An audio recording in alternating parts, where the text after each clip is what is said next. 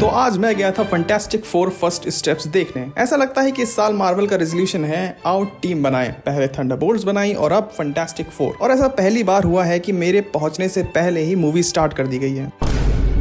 अरे इसमें मुंह फुलाने वाली क्या बात है उर्फी। इस मूवी को लेकर ज्यादातर लोग पॉजिटिव्स की ही बात कर रहे हैं, पर हाँ इस मूवी में कुछ नेगेटिव्स भी हैं जिसके बारे में मैं बात करूंगा। तो ये कोई रिव्यू नहीं होने वाला है, ये मेरे विचार हैं जो फैंटास्टिक फोर फर्स्ट स्टेप्स देखने के बाद उत्पन्न हुए हैं। तो शुरू किया जाए। और हाँ इसमें स्पॉयलर्स हो सकते हैं, स्पॉइलर फ्री रिव्यू वो 24 घंटे पहले ही आ जाता है, मेरे चैनल पे नहीं। तो मूवी की स्टोरी है अर्थ 828 की, जहां पर कोई सुपर हीरो नहीं है सिवाय फैंटास्टिक फोर के। अब ये जो अर्थ है ये बहुत ही यूनिक है, पुराने जमाने में रहते हैं पर एडवांस टेक्नोलॉजी के साथ। फ्लाइंग कार्स हैं मगर वायरलेस हेडफोन्स नहीं है इनके पास। अब देखो मूवी तुम्हें बोर नहीं करती है फिर से फैंटास्टिक फोर का ओरिजिन दिखाकर उसे ये लोग जल्दी से स्टार्टिंग में ही 10 मिनट में ही खत्म कर देते हैं ताकि स्टोरी आगे कंटिन्यू हो सके, जो कि काफी अच्छी बात भी है। और उससे भी अच्छी बात यह है कि इस मूवी को देखने के लिए तुम्हें एमसीयू की कोई और मूवी देखने की जरूरत ही नहीं है। तो जिसने आज तक एमसीयू की कोई भी मूवी नहीं देखी है, अगर ऐसा कोई है जो इस दुनिया में एग्जिस्ट करता है, तो वो भी इस मूवी को एंजॉय कर सकता है। तो मूवी का फर्स्ट हाफ जब तुम देखोगे तुम्हें ऐसा लगेगा कि तुम किसी की गोद भराई में आ गए हो।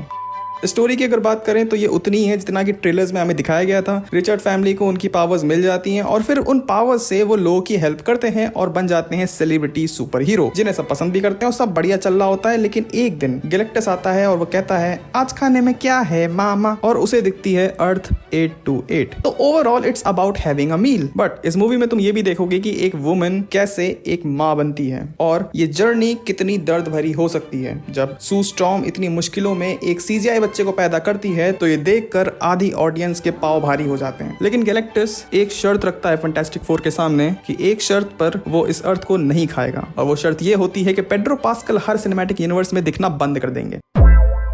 बेसिकली गैलेक्टस बच्चा मांग रहा होता है, बच्चा मांगने वाला लगता है ये। और जब ये बात उस अर्थ के लोगों को पता चलती है तो वो लोग कहते हैं कि क्या ही है, दे देते बच्चा, दूसरा बना लेते तुम लोग। लेकिन नहीं, जैसा कि एक बहुत बूढ़े इंसान ने कहा था, We don't trade lives.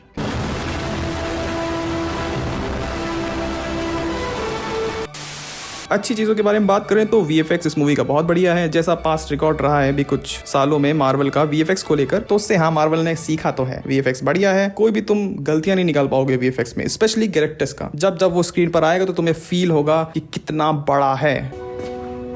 Say that again.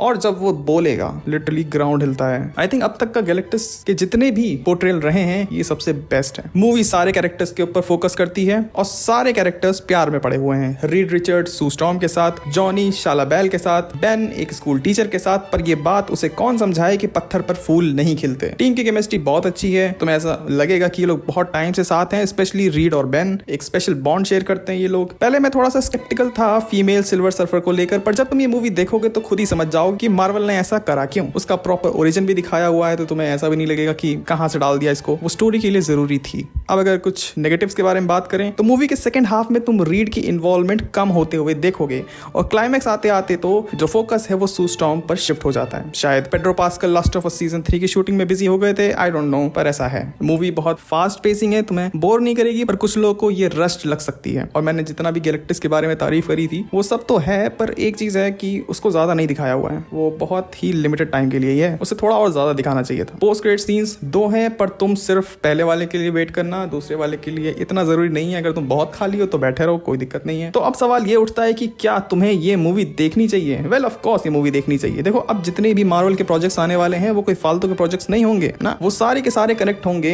Avengers doomsday से। तो बिल्कुल जाओ ये मूवी देखने के लिए। अगर तुम फैंटास्टिक फोर्स देखना चाहते हो तो go for it. So that's it for this video. चलो अब मैं जा रहा हूँ सर दर्द की दवा लेने, क्योंकि एडिटिंग करते करते मैं ये भूल गया था कि 3D ग्लासेस लगाकर मेरे सर में दर्द होने लगता है। अब मैं तुमसे मिलूंगा किसी और वीडियो में, तब तक के लिए बाय।